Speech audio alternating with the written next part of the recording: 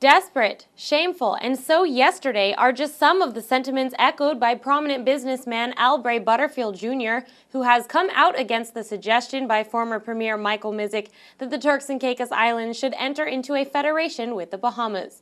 Misick, who spoke with News 4 yesterday, said, quote, "Yes, I think the idea should be explored. Anything is better than what we have now."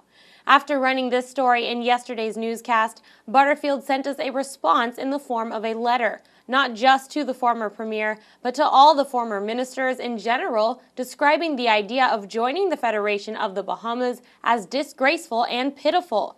The story read, "Who in the Turks and Caicos are the former ministers so desperately and shamefully lobbying on behalf of? Because it is unquestionably not the people of the Turks and Caicos Islands.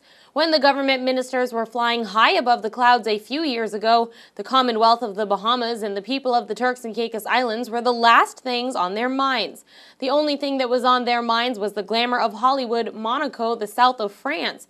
And as for their idea of becoming an autonomous state under the Commonwealth of the Bahamas, that was beneath them. So why now are they being so pretentious?"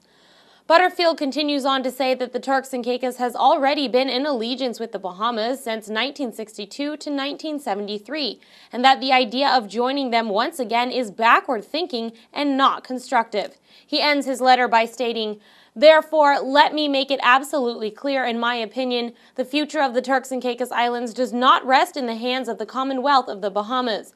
We as a people of the Turks and Caicos Islands have come this far by faith, perseverance, and hard work, and the current state of affair that we now find ourselves in will soon pass. There is a bright light and a prosperous future at the end of this tunnel that we are now in.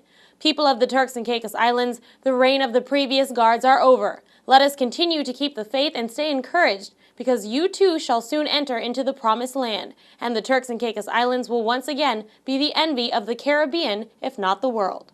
The publicity drawn from the comments of the former premier has even garnered a letter in the Bahamian newspaper, The Tribune, where a concerned Bahamian citizen wrote in making a strong comment about the matter, stating, "Considering the Turks' present situation and its history of an inability to govern without indulging in corruption, we think that Mr. Misick is offering a very tainted packet, and being himself discredited by a corruption, he is the last person that should be trying to broker the deal." For WIV4 News, I'm Allison Capron.